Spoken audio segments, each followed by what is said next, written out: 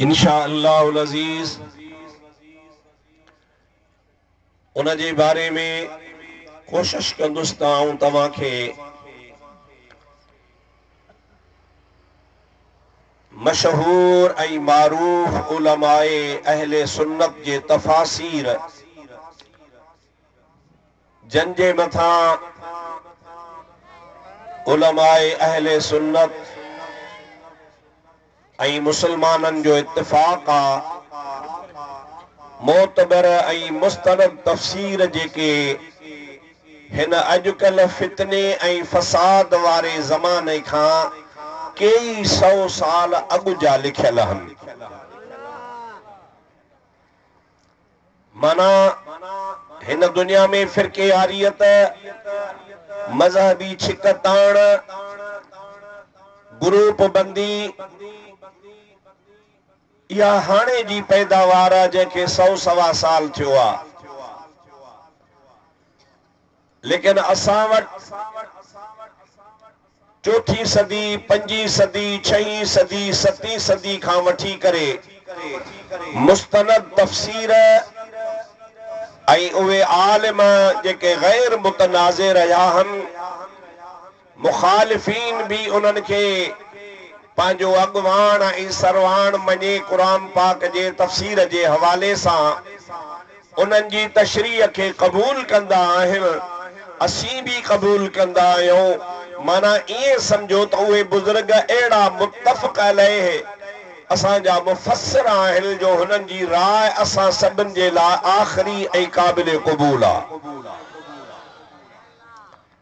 इंशाअल्लाहुल अज़ीज़ उन्हनि तफ़सीरनि जे रोशनी में आऊं हिन आयतुल सगूरनि जो मफ़हूम ऐं क़ुरान पाक जे नस मां ज़ाहिर ज़हूर जो कुछ असांजे आॾो आहे उहो बयान करण जी कोशिश कंदुसि। अल्लाह ताला जल जलालहू अमन वालू मूंखे हक़ ऐं सच जे चवण जी तौफ़ीक़ अता फरमाए ऐं अमीं दुआ कयो त अल्लाह ताला तव्हां असां सभिनी खे हक़ सच ॿुधी अमल जी तौफ़ीक़ अता फरमाए ऐं असांजी हाज़िरी क़बूल फरमाए ऐं हिन जे मक़सद जे लाइ ही प्रोग्राम को ठाहियो वियो आहे। साईं हज़रत मौलाना अब्दुल वहाब साहब सिकंदरी दामत बरकातुहुल आलिया जन जेको इश्तिहार छपियो आहे उन में उन्वान इहो आहे रसूलुल्लाह सल्लल्लाहु अलैहि वसल्लम जी अज़मत जो बयान। इन्ही अज़मत जे हवाले सां कुरान छा थो चवे, हदीस छा थी चवे,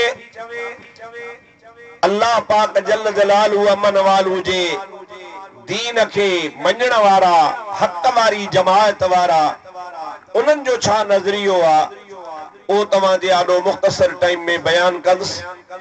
रब्बुल आलमीन जल जलालहू अमन वालू अॼोकी इन महफ़िल खे तव्हां असांजे लाइ बाबरकत बनाए ऐं बाइसे रहमत बनाए ऐं हिन इदारे खे दुआ कयो अल्लाह तबारक व तआला अहले सुन्नत व जमाअत जो मरकज़ बनाए जिथां दीन इस्लाम जा दीनी तालीम जा चश्मा माशाअल्लाह जारी आहिनि ऐं अञा वधीक जारी रहनि, आलिम ऐं हाफ़िज़ पैदा थींदा रहनि ऐं हिन इलाइक़े के अल्लाह तबारक व तआला हिन मदरसे जे फ़ुयूज़ व बरक़ात सां मालामाल फरमाए। हाणे मूं पंहिंजा तमहीदी कलमात चई छॾिया, हाणे तव्हांखे आयत सगुरी जे तरफ़ मुतवजो कयां। इन खां अॻु में तव्हांखे अर्ज़ कंदुसि बरकत ख़ातिर माशाअल्लाह ही वॾो अज़ीम इज्तिमा आहे। गॾिजी मुंहिंजे हबीब ते दुरूद पढ़ूं त अल्लाह जी रहमत जो नुज़ूल थिए त अल्लाह तबारक व तआला असां ते ऐं तव्हां ते राज़ी थिए। गॾिजी पढ़ो सल्लल्लाहु अलैका या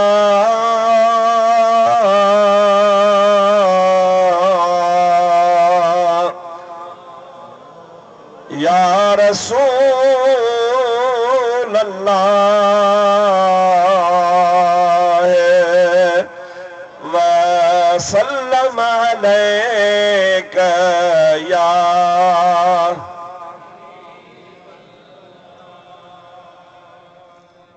थोरो मिड़ी हिजाब कयो था अलाए कंहिं ख़ुदा हिजाब कयो साईं खोलाए मां खो आवाज़ नथो अचे। सल्लल्लाहु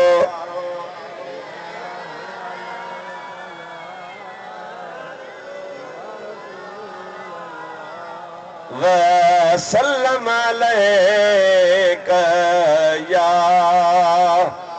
हबीबल्लाह। अल्लाह ताला जल्ल जलालुहु मन वालू पंहिंजे कलामे पाक में इरशाद फरमायो, इन्नल्लज़ीना यूज़ूना अल्लाह व रसूलहु लअनहुमुल्लाहु फिद्दुनिया वल आखिरह व अअद्द लहुम अज़ाबम मुहीना।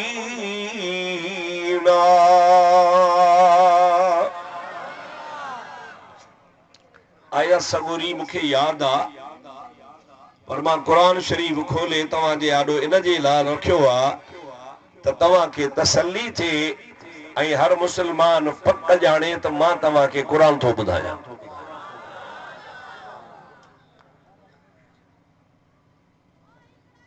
के माण्हू वरी पंहिंजे में चवंदा न था मौलवियुनि खे अरबी ईंदी आहे, पोइ जेको मतिलबु उनखे बयानु करणो हूंदो आहे पोइ अरबी जा लफ़्ज़ ठाहे ऐं असांखे चवंदा आहिनि त क़ुरान में लिखियो पियो आहे। असांखे कहिड़ी ख़बर?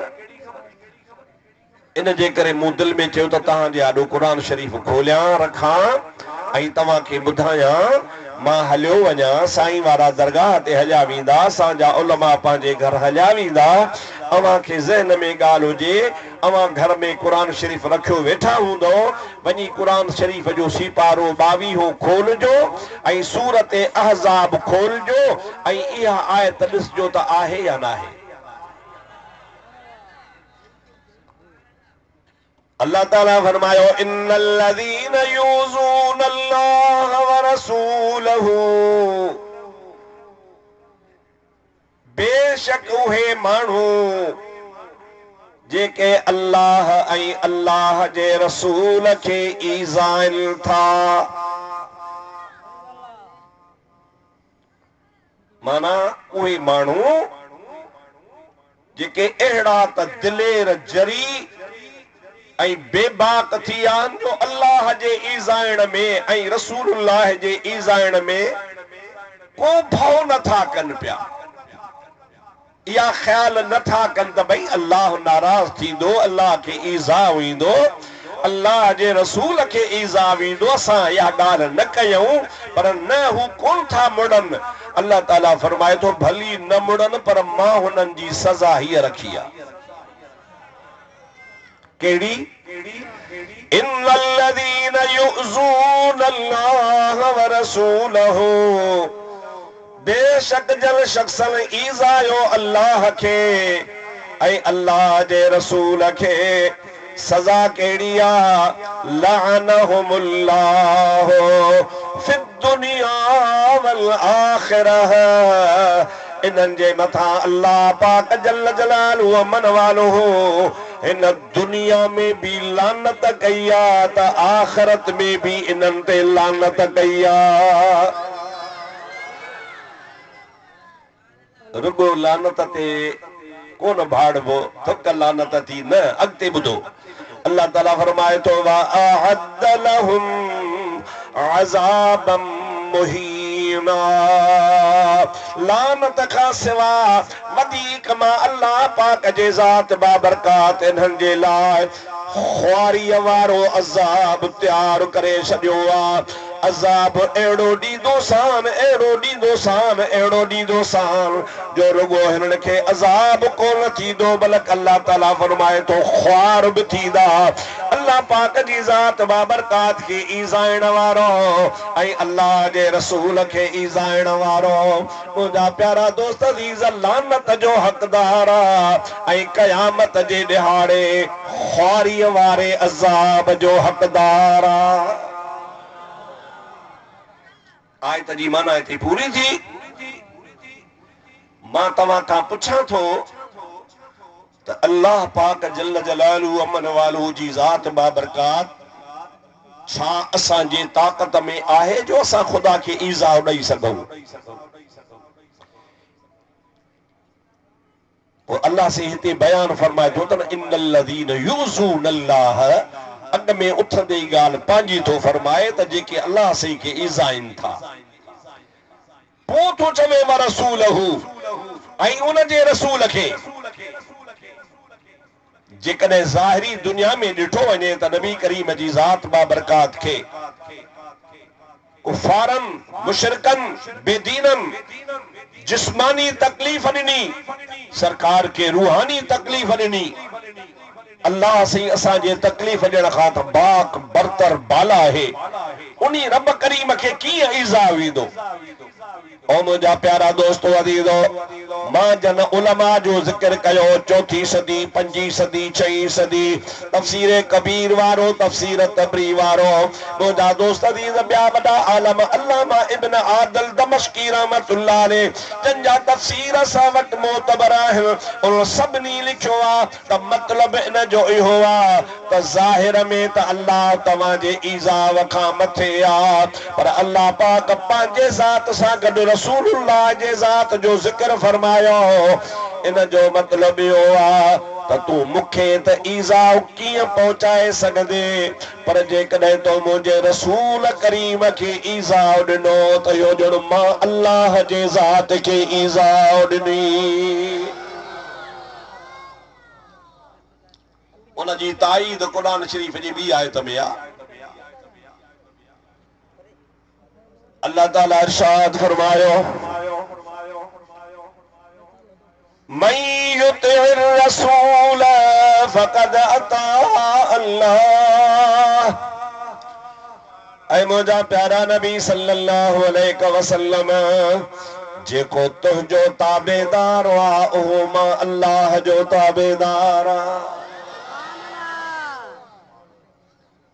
माण्हू त चवंदा आहिनि बाबा अल्लाह सही जल जलालु मन वालू असांजे अखियुनि ते आहे ऐं अदा बस अल्लाह खां सवाइ ॿियो कुझु कोन्हे, पर अल्लाह ताला जॾहिं इताअत फरमा बरदारी ऐं ग़ुलामीअ जो वक़्तु आयो ऐं उन जी तशरीह ख़ुदा ताला फरमाई, अॻ में पंहिंजो नालो कोन खयईं। अल्लाह ताला फरमायो, मन युतिइर रसूल, जेको मुंहिंजे रसूल जो इताअत गुज़ारा फरमा गुज़ारा, फ़क़द अता अल्लाह, इहे खणी सम्झो त उन मुंहिंजे रसूल जी इताअत कान कई, सम्झो त ॼण मां अल्लाह जी इताअत कई।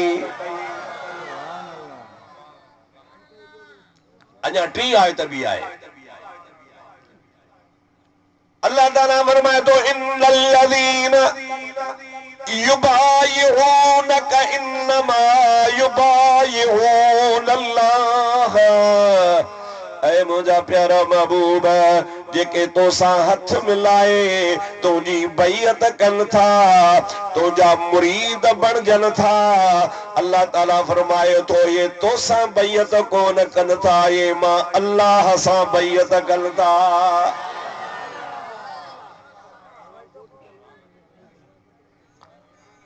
हाणे ईअं न मां तव्हांजे आॾो इन्ही सिलसिले में आयतूं पढ़ियां त खोड़ क़ुरान शरीफ़ जूं आयतूं मुंहिंजे सीने में एतिरियूं अचनि थियूं जो हीअ आयत चवे थी त मूंखे पढ़, हीअ थी चवे त न मूंखे पढ़, हेॾ वरी ॿी आयत थी चवे त मूंखे पढ़।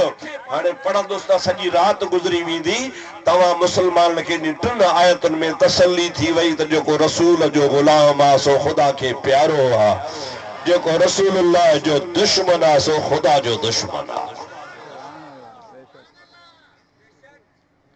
ऐं उन जी सज़ा हिन दुनिया में लानत आहे ऐं आख़िरत में ख्वारी वारो अज़ाब आहे। ऐं अहिड़ो ख्वारी वारो अज़ाब जो ज़लील ऐं रुसवा करे ख़ुदा ताला हुनखे ख्वारी ॾींदो।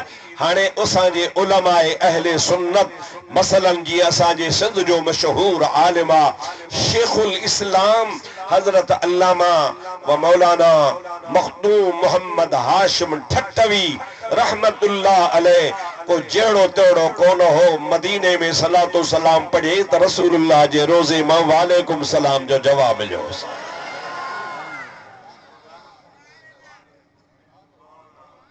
ऐं इहा ॻाल्हि अब्दुल रहीम कोन थो चवे, साईं मौलाना मोहम्मद इस्माइल कोन थो फरमाए, मौलाना अब्दुल वहाब साहब कोन थो लिखे, या मां ॻाल्हि नकुल थो कयां, मुंहिंजे आॾो क़ुरान शरीफ़ पियो आहे। इहे सम्झो त हाणे जेका बि ॻाल्हि आहे सा कसम ते ॻाल्हि आहे। या गाल लिखण वारो बेर वारे मौलवी अब्दुल करीम देवबंदी वहाबी जो उस्ताद मौलवी गुलाम मुस्तफा कासमी आ। बेर वारे के बेर शरीफ चौंदा हन, उन्हीं जो भी उस्ताद आ मौलवी गुलाम मुस्तफा कासमी। सिंध में वॾे खां वॾो इन्हनि जो मौलवी हाणे गुज़ारे वियो आहे। उन जो किताब मूं वटि लाइब्रेरी में पियो आहे, हवालो मां ॾियां थो, मकालात कासमिया जे नाले सां शाया थियो आहे। उन्हीं में लिखे तो तजरी मखदूम मोहम्मद हाशिम सिंध जो आलिम मदीने वयो ऐं महबूब जे रोज़े ते चई अस्सलातु वस्सलामु अलैका या रसूल अल्लाह। जमायत त ॿी बि घणी ही त अंदरां आवाज़ आयो वालेकुम अस्सलाम मोहम्मद हाशिम।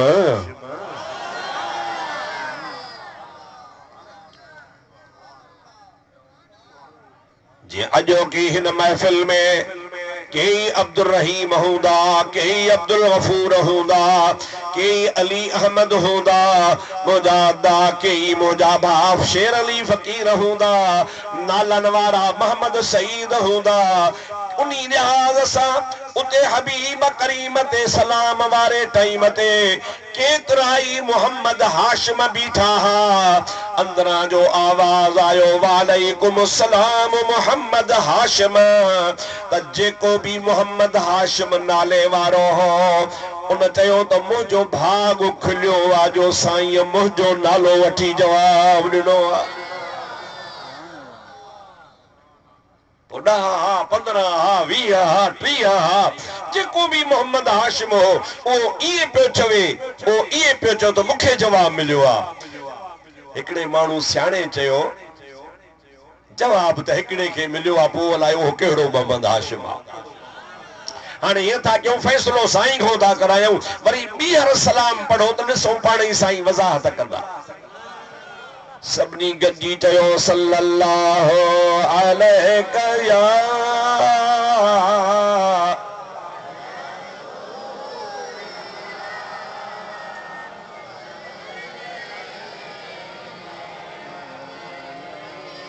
सलाम पढ़ने में बुखल न कंदो कर, सलाम पढ़ने में बखीली न कंदो कर, शौक सां पढ़ंदो कर, मता कॾहिं भाग खुलई जवाब मिली पवई। सल्लल्लाहु अलैका या रसूल अल्लाह व सल्लम अलैका या हबीब अल्लाह। दोस्तों अजीजों मुसलमान भाइरों, मौलवी गुलाम मुस्तफा कासमी देवबंदन जो मौलवी आ, वो पांजे रिसाले में लिखे तो, किताब में लिखे तो जमल बीहर सबनी गजी चयो अस्सलातु वस्सलामु अलैका या रसूल अल्लाह। त बीहर महबूबन जे रोज़े मां जवाब मिलियो वालेकुम अस्सलाम मोहम्मद हाशिम ठटवी।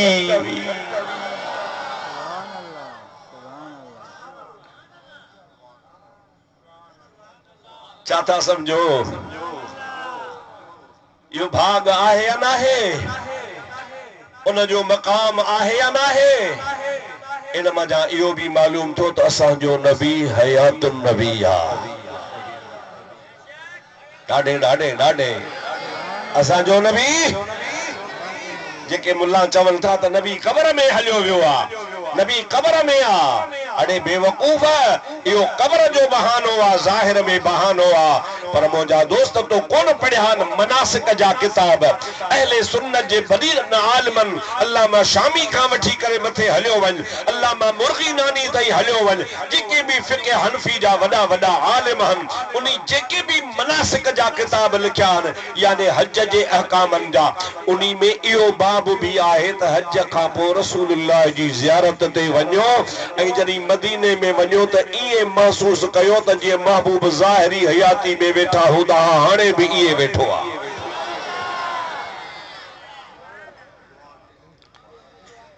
तू जिंदा है वल्लाह, तू जिंदा है वल्लाह। सुभान अल्लाह। आला हजरत अजीमुल बरकत मुजद्दिद दीन व मिल्लत नबी सही तो चे वल्लाह जी माना है अल्लाह जो कसम आ मां कसम खणी दो गाल क्या तू जिंदा है वल्लाह तू जिंदा है वल्लाह तू जिंदा है वल्लाह तू जिंदा है वल्लाह मेरे चश्मे आलम से छुप जाने वाले मेरे चश्मे आलम से छुप जाने वाले ओ मुझा सोना नबी सल्लल्लाहु अलैहि वसल्लम तू असांजे ने ज़ाहिरी अखन खां लिकी वियो आहे पर तू ज़िंदा तांजो छा कीदो आहे मुखे पुछण न खपे तव्हां खां इन्ही जे करे त तव्हां सब आशिक गॾु चाहियो पर मां ॾिसण थो चाहियां त मता को कुंड पासे को कंटूर वेठो हुजे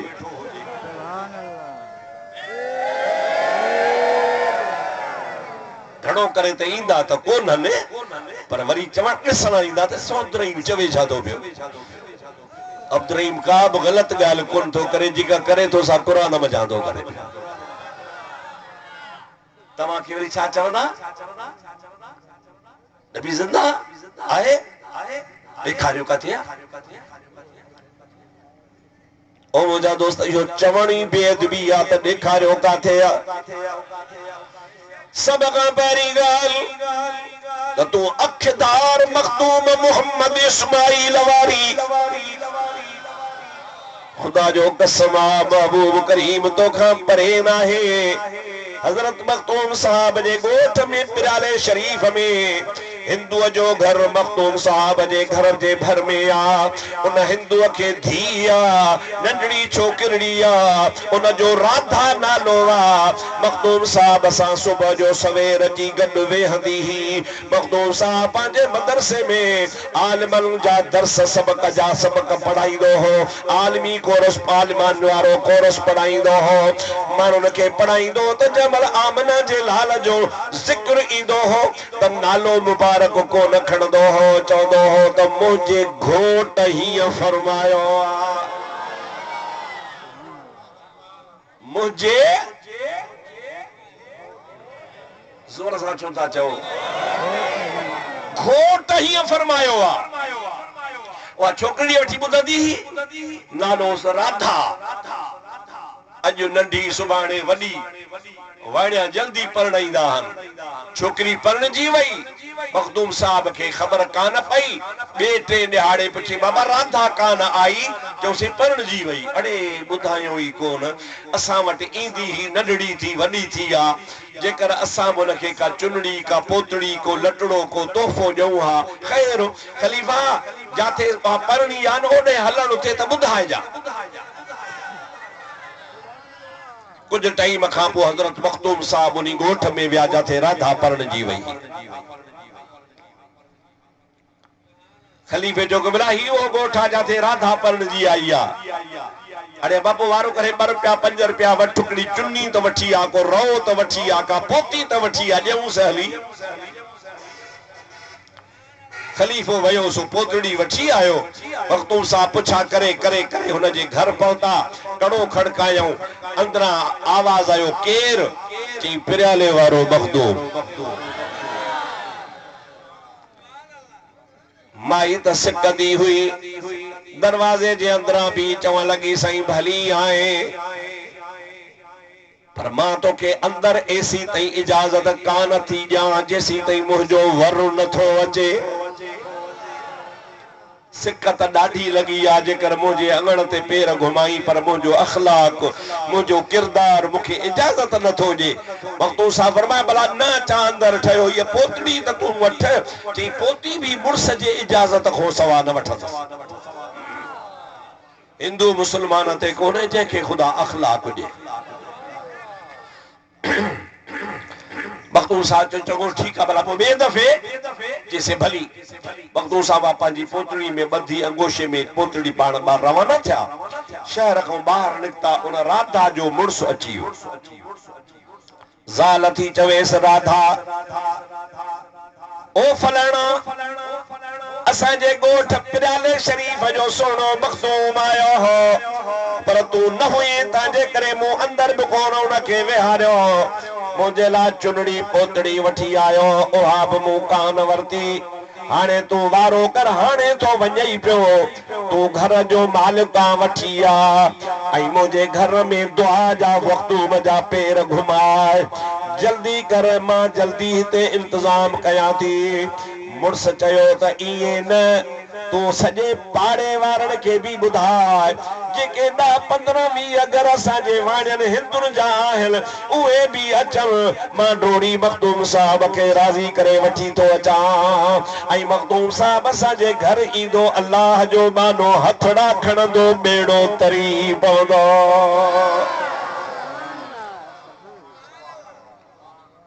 माईअ यकदम खटड़ी विछाई, हेठ गिल मगाली चा विछाई। उनजो मुड़स डोड़ंदो डोड़ंदो डोड़ंदो मखदूम साहब के शहर खां ॿाहिरां मिलियो। माईअ जा तारुफ कराई, साईं मखदूम साहब मां राधा जो मुड़स मां आहियां ऐं राधा मूंखे मोकिलियो आहे, तव्हां महिरबानी करे हलो। मखदूम साहब मोटी पिया। अंदर घर में आया, दरवाजो खुलियो, पाण खट ते वेठा। राधा सामो वेठी आ, मुड़स सामो वेठो आ, सॼे ॻोठ जूं मायूं मर्द सभु वेठा आहिनि। मखदूम साहब खां हाल अहवाल वरितई, कहिड़ो हाल आहे? मखदूम साहब चयो, मां ख़ुशि हूं अल्हम्दुलिल्लाह, तव्हांजी शादी थी, असांखे ख़बर ई कान पई। ख़बर पइजी वञे हा त कुझु असां तव्हांजे शादी में तोहफ़ा तहाइफ़ ॾियूं हा। हुन चयो, साईं तुंहिंजी दुआ ई खोड़ आहे।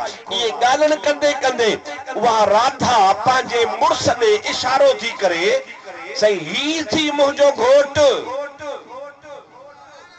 कुदरत वो वाणियो अख खां काणो, अबे अम्मा इहो मूंखे घोट बणाए ॾिनो आहे, मूं अखियुनि ते खयो आहे, इहो थी मुंहिंजो घोट। मखदूम साहब फरमाए, शाबाश शाबाश बाबा, सुठो आहे जो तूं पंहिंजे घोट जे अदब में आहे। माई चवण लॻी, ओ साईं, मूं त तोखे पंहिंजो घोट ॾेखारियो, पर अॼु तूं मूंखे पंहिंजो घोट ॾेखार।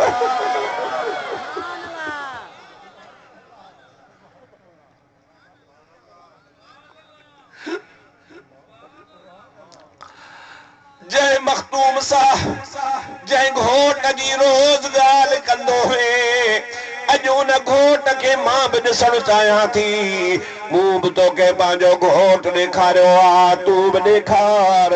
अल्लाह जे वलीअ जो रहमत जो दरिया जोश में अची वियो। पाण फरमायो, अखियूं बंदि कयो। जेके बि वेठा हा सभिनी अखियूं बंदि कयूं। पाण फना फिल्लाह जे मक़ाम ते हा, मुतवज्जो थिया मदीने वारे साईं ॾे। देर एतिरी हुई, चईं बाबा हाणे अखियूं खोलो। अखियूं जो खोलनि त खट ते मखदूम साहब कोन वेठो हो, मदीने वारो साईं वेठा हा। सभई जो सुभान अल्लाह। अवां छा था समझो, ये इन ज़ाहिरी अखियुनि सां हिन ज़माने में को मदीने वारे साईं जी दीदार करे तो हुनजो क़ल्ब खुलंदो या न? उन्ही मखदूम साहब जो तवज्जो हो, मदीने वारे साईं जी मेहरबानी थी वई। देर एतिरी ही जो जेके भी उते महफिल में वेठा हा, सभिनी जे ज़ुबान ते जारी थी वियो, ला इलाहा इल्लल्लाह, ला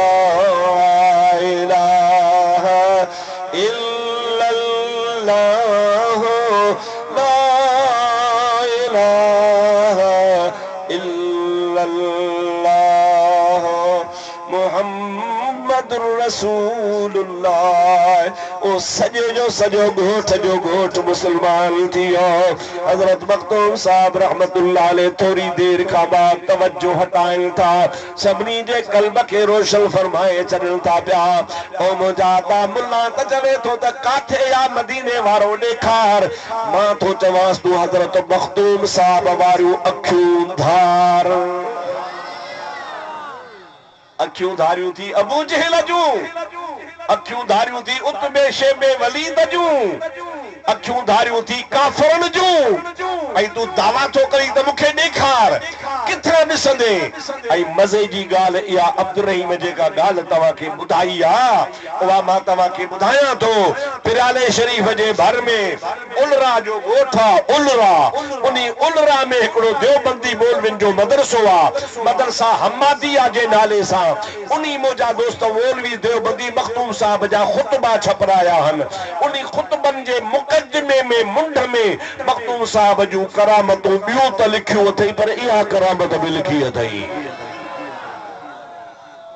जहिड़ीअ जो पढ़ियल आहे हमादुल्लाह वारनि जो मुरीद आहे तव्हांजो देवबंदी वहाबी आहे उहो पंहिंजे किताब में लिखे थो मुंहिंजी ॻाल्हि कान्हे का तव्हां चओ था अब्दुल रहीम पाजू ठाहे थो न ठाहियां कोन थो तव्हांजे किताबनि मां चूंडे तव्हांखे ॿुधायां थो गुनाह रुगो इहो थो कयां गुनाह रुगो इहो थो कयां जो तव्हांजे किताबनि मां पढ़ी तव्हांखे थो ॿुधायां जेकॾहिं तव्हांखे ॾुखी थी लॻे त पोइ अहिड़ा किताब लिखो छो था अहिड़ा किताब छापियो छो था जंहिंखे पढ़ण ई गुनाह हुजे असां किताबनि जो ऐलान कयो न तव्हां वठो पढ़ो पढ़ी किताबनि मां ॿुधायो असांखे ख़ुशी थींदी अव्हांखे छो थी तकलीफ़ थिए किताब तव्हांजो ख़रीद असां कयूं ॾोकड़ असांजा किताब लिखियो तव्हां छपरायो तव्हां असां वरी रुगो पढ़ी ॿुधायूं तव्हांखे ॾुख छो थो लॻे इन जे करे ॾुख लॻे थो जो तव्हां खां मजबूरीअ में इहे ॻाल्हियूं लिखिजी वयूं आहिनि हाणे जेकॾहिं पढ़ी था ॿुधायूं त तव्हांजे मज़हब जी इमारत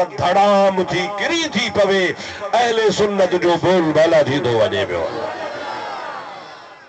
तकलीफ़ रुगो इन्ही जे करे अथव जो तव्हांजे मज़हब जो बेड़ो बुॾी थो वञे पियो मुंहिंजा दोस्त अज़ीज़ रसूलुल्लाह हयातुन नबी आहे चओ सरकार खैर मां परे निकिरी वियसि वरी मोटी थो अचां हवालो पे ॾिनो हज़रत मखदूम साहब जो हिन आयत जे तशरीह में मखदूम साहब किताब में असैफुल जली किताब छापियो आहे जेको हाणे ताज़ो छपजी अरब दुनिया खां आयो आहे ऐं मुंहिंजा दोस्त अल्हम्दुलिल्लाह उहो असांजे अहले सुन्नत जे तक़रीबन काफ़ी उलमा वटि मौजूद आहे अॼु ताईं वो किताब कोन छपियो हो 250 साल गुज़री या मखदूम साहब लिखियो हो पर 250 साल किताब ये अलमारी जे हवाले हो कलमी हो हाणे अल्हम्दुलिल्लाह छपजी मैदान में आयो आहे ऐं उहो किताब तव्हांखे मिले थो हर जगह ते अरबी में आहे इन्ही आयत जी तशरीह कंदे सोढ़ो मखदूम साहब लिखे थो मां हवालो इहो पे ॾिनो पोइ ॻाल्हि विच ते विझी त ॿ टे ॻाल्हियूं थियूं हाणे सलाह त पढ़ो त हवालो ॾियां सल्लल्लाहु अलैका या रसूल अल्लाह व सल्लम अलैका या हबीब हजरत अल्लामा मखदूम मोहम्मद हाशिम रहमतुल्लाह अलैह फरमाइल था हिन आयत मां दलील इहो वरतो वञे थो त जेको भी शख्स रसूलुल्लाह सल्लल्लाहु अलैहि वसल्लम जी बेअदबी करे तौहीन करे गुस्ताखी करे उहो नबी करीम के गोया ईज़ाए थो ऐं जेको ईज़ाए थो गुस्ताखी करे थो उन जी सज़ा मौत आहे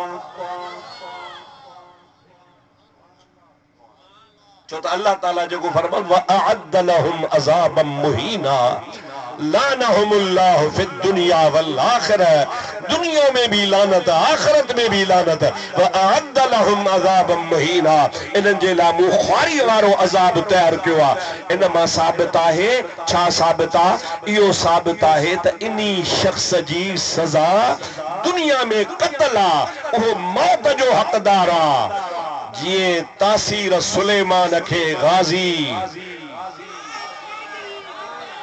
चो सुभान अल्लाह गाजी मुमताज कादरी उनके जहन्नम रसीद कयो हो मुझा दोस्तों उन जी सजा इहा ई आ जो हिनखे दुनिया में भी सजा ॾिनी वञे आखिरत जो अज़ाब हुन जो ओहो आ उहो हिन दुनिया में रहण जो हक़दार नाहे जेको आमना जे लाल जी गुस्ताखी करे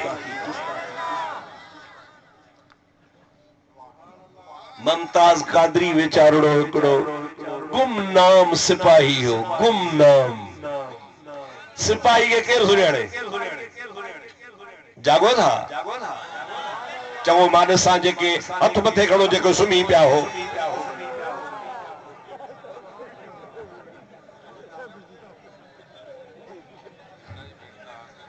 हथ त सभिनी मथे कयो, भला इहो ॿुधायो त सुतल बि कॾहिं हथ खणंदो आहे?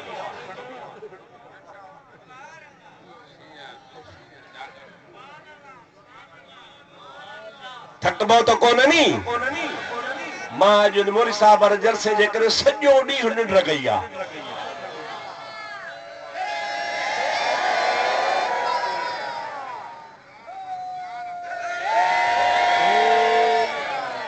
जमा सगोरी ॿुधो, सिपाहीअ खे केरु सुञाणे? सिपाही जी हैसियत ई कान्हे वीचारे गरीब जी। वो बंदूकड़ी कुले ते खणी जाते बिहारियो सॼो ॾींहुं उस में बीठो आहे।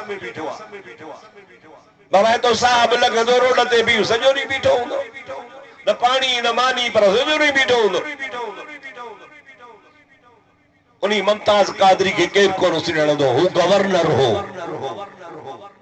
सूबे पंजाब जो गवर्नर हो, करोड़पति अरबपति माण्हू हो, पर हुन खां गुस्ताखी थी वई, बेअदबी थी वई, जो तौहीन रिसालत जे कानून खे हुन ज़ालिमाना कानून सॼो। असांजे पाकिस्तान में शक आहे हिकिड़ी कानून जी त जेको रसूलुल्लाह जी तौहीन करे उन जी सज़ा मौत आहे। उन्ही ते सलमान तासीर चयो त इहो ज़ालिमानो कानून आहे। छो था मारियो? जेकॾहिं को नबी जी तौहीन थो करे त हुनजो पंहिंजो अक़ीदो आहे, भली करे।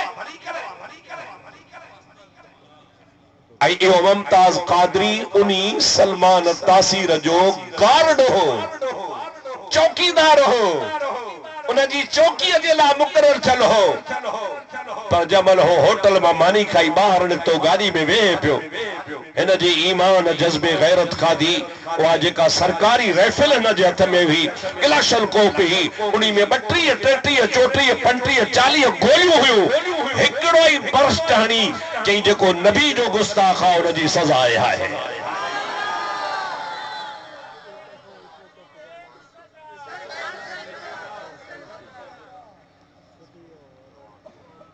ढेर थी वियो, भॻो बि कोन, बीह रहियो हथ मथे खणी, मुंहुं मारियो आहे मूंखे वठो। केस हलियो, तव्हां जहिड़ा असां जहिड़ा माण्हू। अता इहो कम कोरट जो हो, सलमान तासीर खे कोरट सज़ा ॾे हा। मुमताज कादरी पाकिस्तान जे आईन जी खिलाफ वर्जी कई। कीअं? जे पाकिस्तान जे आईन मुताबिक हलफ खयो हई त मूंखे जेका बि ड्यूटी मिलंदी सा ईमानदारी सां निभाईंदुसि। जो कसम खयो हुई, हाणे ड्यूटी हस त तूं हिन जी हिफ़ाज़त कर। हाणे हिन हुन खे बरस्ट हणी मारियो, माना कसम जी खिलाफ वर्जी कई। इहो ॾोही आहे, कोर्ट सज़ा ॾे हा। आम माण्हूअ खे सज़ा ॾियण जो हक़ नाहे, कानून हथ में न खणबो, कोर्ट जे सां हिन छो कई? असांजा पढ़िया लिखिया, असांजा वकील, असांजा बारिस्टर, असांजा BA MA पास डिग्रियूं, PhD सहाफ़ी, अपा इएं न करणो हो। आईन जी खिलाफ वर्जी कई। मां पुछां थो त छा पाकिस्तान जे आईन में इहो लिखियल कोन्हे त नबी जे गुस्ताख जी सज़ा क़त्ल आहे? छा पोइ सलमान तासीर पाकिस्तान जे आईन जी खिलाफ वर्जी कई या कान कई? हथ मथे खणी ॿुधायो, हथ मथे खणी ॿुधायो। सलमान तासीर पाकिस्तान जे कानून जी खिलाफ वर्जी कई या न कई? कुझु हुन कई त पोइ हो कहिड़ो ॾोही आहे? जहिड़ो हो ॾोही आहे तहिड़ो हो ॾोही आहे। मखदूम साहब जे किताब जो जेको मूं हवालो थो ॾियां, ॿुधो। सैफुल जली में हज़रत मौलाना मखदूम मोहम्मद हाशिम लिखे थो, 50 आलिमनि जे फतवा सां 1 2 3 4 5 50 आलिमनि फतवा ॾिनी आहे त जेकॾहिं गुस्ताखे रसूल खे को कंहिं कोर्ट जे कानून खां अॻे ई जज्बात में अची मारे छॾे तो उनखे मारणु जाइज़ आहे। माना हुनजे कोरट जो इंतजार करणो ई कोन्हे को। मुसलमान खे गैरत अची वञे, गैरत में हुनखे मारे विझे त हुनखे मारणो हुनजो जाइज़ आहे ऐं हो कानून ते हक़ ते आहे। ऐं आलमनि इहा बि लिखियो आहे त उन मारण वारे खां बदिलो बि न वठिबो, क़िसास बि न वठिबो, उनखे माफ़ करे छॾ। मां तो चवां इहो केस त हलियो हो पीपल्स पार्टी जे दौर में, सलमान तासीर मोब पीपी जे दौर में, गुस्ताखी भी की पीपी जे दौर में, जंहिं दौर में सही आसिफ खान साहब असांजो सदर हो ऐं उन्ही जे दौर में केस हलियो, सब कुछ थियो, मुमताज हुनखे मारियो, उहो ज़मानो पीपी जो हो। पर पीपी चयो त असां इहा ख्वारी न खणंदासीं। पीपी सियाणप खां कम वरतो कि असां इहा ख्वारी न खणंदासीं। सलमान खे छॾे ॾियो, मरी वियो त मरी वञे, मुमताज खे हथ न लाईंदासीं। ख्वारी आहे, असां कुझ बि आहियूं, पीपला आहियूं, कुझ बि आहियूं, पर आहियूं त रसूलुल्लाह जा उम्मती। रसूलुल्लाह ते कलमो पढ़ियो आहे। मुंहिंजा दोस्त पीपी वारनि आख़िरी दौर ताईं हुन ते को कदम कोन खयो। पीपी हली वई, हिन गंजे जी हुकूमत आई, इन मुंहिंजा दोस्त नवाज शरीफ जी हुकूमत आई।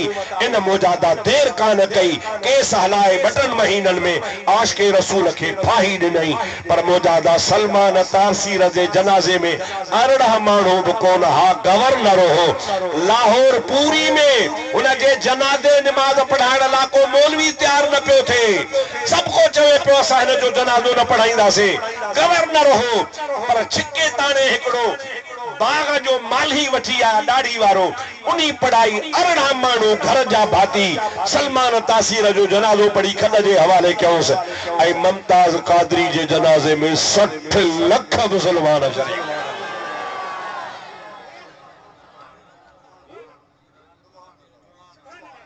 पूरे पाकिस्तान जा पीर, पाकिस्तान जा आलिम, पाकिस्तान जा सैयद, चइनी सूबनि जा उन मुमताज कादरी जे पेरनि खां कफन हटाए पेरनि खे चुमियूं पिया ॾियनि। बतला दो गुस्ताखे नबी को, गैरत मुस्लिम जिंदा है। सुभान अल्लाह। बतला दो, थकजी पिया हो जा, बतला दो गुस्ताखे नबी को, गैरत मुस्लिम जिंदा है।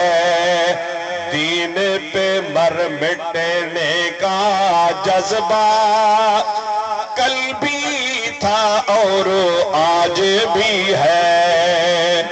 दीन पे मर मिटने का जज्बा कल भी था और आज भी है। सभी जो सुभान अल्लाह, जोर से जो सुभान अल्लाह।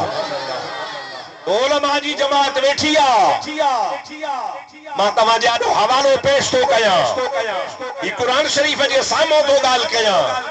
जे हवालो ग़लति निकिरे मूंखे गोली हणी छॾियो। इंशाअल्लाह ताला वक़्तु अचण वारो आहे। नवाज़ दुनिया में अहिड़ो ज़लील थींदो जोड़ो ॿियो को हाकिम छो ई कोन्हे। चओ इंशाअल्लाह, ईअं नातो मथे खणी चओ इंशाअल्लाह ताला।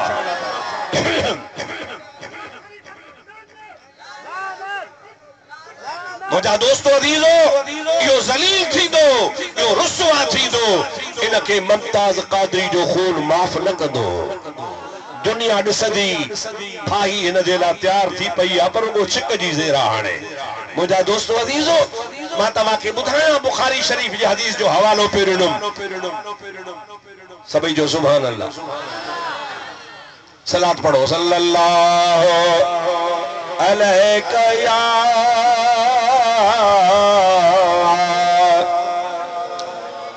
रसूल अल्लाह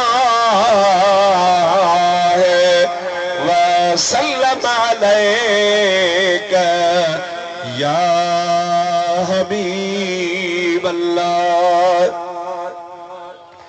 मदीने जे शहर मामो जो महबूब फजर जो नमाज जे लाए पांजे हवेली शरीफ का मस्जिद नबवी में आया। चो सुभान अल्लाह। खुदा करे पान मदीने हलो। आए तैयारी। अजब आधी रात जो मुखे सोणो सरवर याद प्यो नेड़ल जी फिटी वई हो तो हर हर याद प्यो।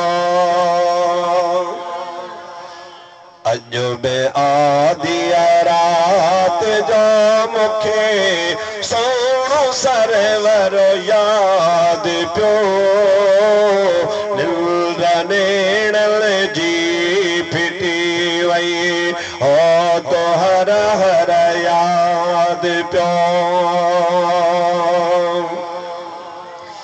इश्क बारण बार या मुतमग मदीने जा सारिया। इश्क बारण बार या मुतमग मदीने जा सारिया। घोड़ा घड़ी किया घारिया घोड़ा घड़ी किया घारिया जो रात रह बर याद प्यो नेड़ल जी फिटी वई हो तो हर हर याद प्यो। सुभान अल्लाह। इश्क उद्मा था अचल मुझा जोश जेरा था जलन। इश्क उद्मा था अचल मुझा जोश जेरा था जलन। सिंध में सिकायल किया रहन सिंध में सिकायल किया रहन जखे मोहब मुनवर याद प्यो नेड़ल जी फिटी वई हो तो हर हर याद प्यो।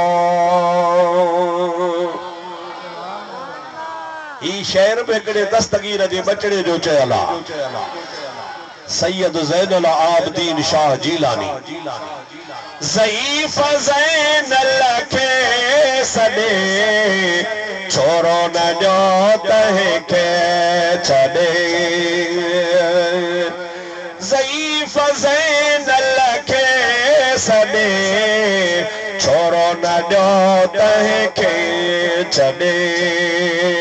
गोलो वठो पंहिंजो गॾे गोलो वठो पंहिंजो गॾे जंहिंखे अरबी अनवर याद पियो नेड़ल जी फिटी वई हो तो हर हर याद पियो। सुभान अल्लाह। जोर सा सुभान अल्लाह। मदीने शरीफ जो हवालो जो आयो तो मदीने शरीफ जी तारीफ बि थी वई। महबूबन नमाज पढ़ाई बुखारी में लिखियो पियो आहे।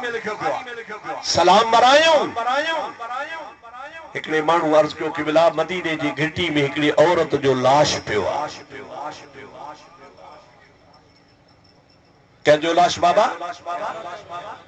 जेके जागो था सी ॻाल्हायो जेके सुतल आओ सो न ॻाल्हायो। कंहिंजो लाश आहे? बुखारी शरीफ में लिखियो पियो आहे। सरकार दो आलम सल्लल्लाहु अलैहि वसल्लम फरमा केर औरत आ कह मारी आ जे क़िबला कहीं के खबर न आए।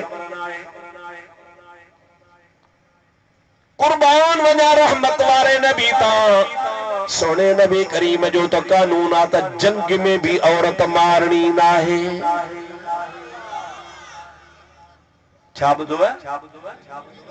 जेके लड़ाई लॻे न लड़ाई त लड़ाईअ जे दौरान औरत खे छॾे ॾियणो आहे, मारणो न आहे। बाक़ी जेकॾहिं औरत उहा सरबराही थी करे या खुद लड़े थी तलवार खणी त पोइ हुनजे क़त्ल जी इजाज़त आहे। न त औरतूं जेकॾहिं हिकिड़े पासे वेठियूं आहिनि, चुप कयो वेठियूं आहिनि, रुगो बस काफ़िराणियूं आहिनि त रसूलुल्लाह जी ज़ात तां क़ुर्बान वञा, अमन वारे पैगाम तां क़ुर्बान वञा। मुस्तफ़ा फरमाए तो औरत खे न मारबो। सरकार दो आलम सल्लल्लाहु अलैहि वसल्लम फरमाए नंढड़े ॿार खे बि न मारबो। चओ सुभान अल्लाह। ओ सुन्नी बुद्ध नंढड़े ॿार खे बि न मारबो, पोड़े खे बि न मारबो। काफ़रनि जे बावन खे, काफ़रनि जे पादरनि खे, काफ़रनि जे आलिमनि खे मुस्तफ़ा फरमाए तो उन्हनि खे बि न मारबो। मुस्तफ़ा फरमाइनि था उन्हनि जूं मड़ियूं मंदर उन्हनि खे बि न ड्राहिबो। साईं फरमाइनि था उन्हनि जा फसल बि बर्बाद न कबा, उन्हनि जा खूह बि तबाह न कबा। मां मोहम्मद तव्हां खे चवां थो त उन्हनि जा वण बि न वढबा। इन्हीअ जे करे जो मां मोहम्मद करीम अमन जो पैगाम खणी आयो आहियां। उहे बदबख्त चवंदा आहिनि न त दीन तलवार सां फैलियो आहे। दीन खे तलवार फैलायो हो न, दीन खे तलवार कोन फैलायो, दीन खे रसूलुल्लाह जे अखलाक फैलायो। सरकार दो आलम अलैहिस्सलाम जो खुल्क अजीम हो। उन खुल्क जे करे माण्हू गर्मीदा थींदा विया, खादम थींदा विया, मुरीद थींदा विया। अड़े तलवार झुकाए हा त 40 खां 43 45 47 ताईं होरन खे तलवार सब हेठि झुकाए हा, पर होर न झुकिया। सूर्य बादशाह त पाण शहादत माणी जमायत खे शहीद करण लाइ मैदान में आंदऊं। पाकिस्तान ठहियो, अंधेर तरसो जंहिं मुल्क लाइ होरन कुर्बानी ॾिनी। 47 में पाकिस्तान ठहियो, 47 में होर जेल में, 48 में होर जेल में, 49 में होर जेल में, 50 में होर जेल में, 51 में होर जेल में, 52 ताईं पाकिस्तान जंहिं लाइ कुर्बानी ॾिनो उन्ही जे जेल में होर पिया।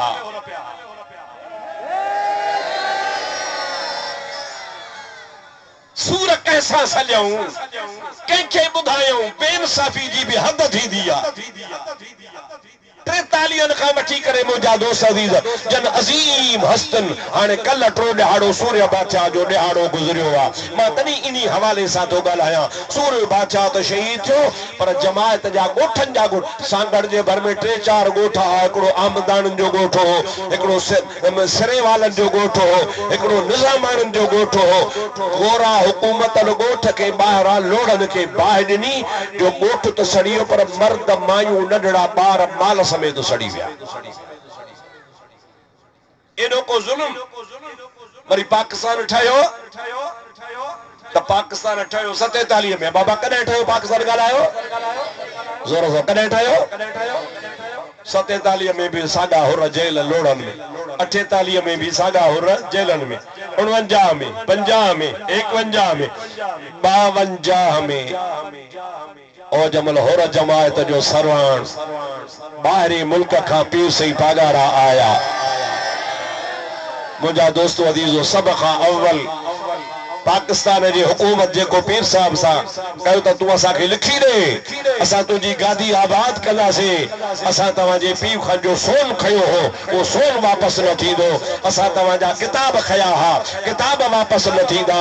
असां तव्हांजा बंगला ॾाठा हा, बंगलनि खे असां मुआवज़ो कोन ॾींदासीं। असां तव्हांजा कोट ॾाठा हा, उहे कोट तव्हांखे ठहिराए कोन ॾींदासीं। अवां सां बरतानिया हुकूमत ज़ुल्म कयो हो ऐं असां बरतानिया सां ठाह करे पाकिस्तान ठाहियो आहे। इहे साॻियूं तोखे पीर पागारा का शइ न मिलंदी। इहे लिखी ॾे, पोइ तुंहिंजी गादी आबाद थींदी। किरोड़े रहमतूं पीर सही छट धणी जे जिस्म पाक थे। उन्ही मर्द मुजाहिद फरमा मूंखे कुझु न खपे, मूंखे रुगो जमायत खपे। बस मुखे कुछ न खपे, न सोन न बगला न माला तू न माड़ियूं न कुतुब खाना, कुछ न खपे। मां बाबे साईं जो खून भी तव्हां खां कोन थो वठां पियो। मुंहिंजी जमायत खे लोड़नि मां आज़ाद कयो। जमायत आज़ाद थींदी त मां बि आज़ाद आहियां। 52 में वञी लोड़ा नथा। हे त मुल्क जो अदालत आहे, इंसाफ़ आहे। जंहिं मुल्क लाइ कुर्बानी ॾीसे जॾहिं कान मुयास कादी कोन थिया, जंहिंजे लाइ हेॾी अज़ीम कुर्बानी। पर इन जे बावजूद होरनि कॾहिं कोन चयो त पाकिस्तान न खपे, चवंदा पाकिस्तान खपे। अब हेॾे निहारियो, जेकॾहिं न होर चवनि हा पाकिस्तान न खपे त चई पे सघिया, पर न होरनि जो कहिड़ो नारो हो? जागे उठे हैं अहले सुन्नत, गूंज उठा ये नारा है, दूर हटो ऐ दुश्मन मिल्लत, पाकिस्तान हमारा है। नारो हणो त अहिड़ो हणो जो अदा कम अज कम अकरी त खपे, न त चुप करे वेहो। नारो हणो त को देर हो ताकत वारो लॻाए। जाग उठो तो बुधो, जाग उठे हैं अहले सुन्नत, जाग उठे हैं अहले सुन्नत, गूंज उठा ये नारा है, दूर हटो ऐ दुश्मन मिल्लत, पाकिस्तान हमारा। मां ॾिसां केरु थो हथ मथे खणी चए पाकिस्तान हमारा है। दूर हटो ऐ दुश्मन मिल्लत, पाकिस्तान हमारा है। जोर सां सुभान अल्लाह। असांजे मुल्क में हा बाबा बि खणी थो पाकिस्तान न खपे, लॾे वञ हिंदुस्तान हलियो वञ भणा ॿार पवई। छो वेठो आहे पाकिस्तान में?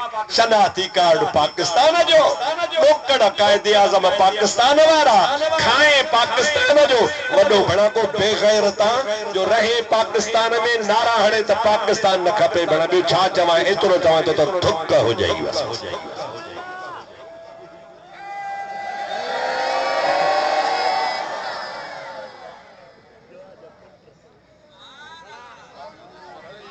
हाँ साईं सोचे त हूंदुन पितो, साईं सही थो चवे, पितो हूंदुन त सुधरी वेंदा।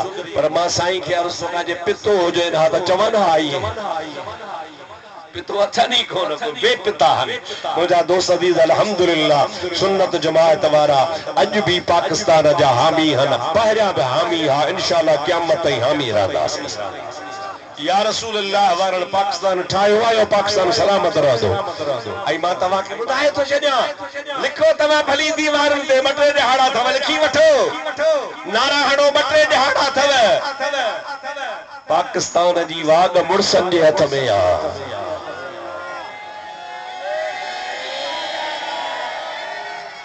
जमलन ऑपरेशन शुरू थियो थे पियो, लिस्ट उठान पियो, अञा बरसा वेड़ा लिस्ट उठान पियो। पोइ ॾिसंदासीं केथो भॼे, केथो लिकी, ऐं केथो मुंहिंजा दोस्त अज़ीज़ तूं वाणियनि जे कच्छनि में लिकी, पर वाणिया तोखे बचाए कोन सघंदा। इहे पाकिस्तानी वाणिया बि वीचारा चवनि था बाबा असांखे पाकिस्तान में रहणो आहे, असां पाकिस्तान जी मुखालफ़त कोन था कयूं पिया, तूं उन्हनि खे बि चढ़ी वे।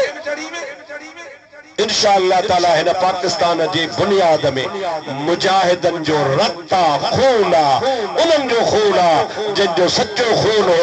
इंशाअल्लाह हे मुल्क सलामत रहंदो। भला ॾियो ख़बर मां सच थो चवां अलाए कूड़ थो चवां? ग़लति त कोन थो चवां न? हा ॻाल्हि कबी सची। अल्हम्दुलिल्लाह असीं पाकिस्तान जा हामी हड़के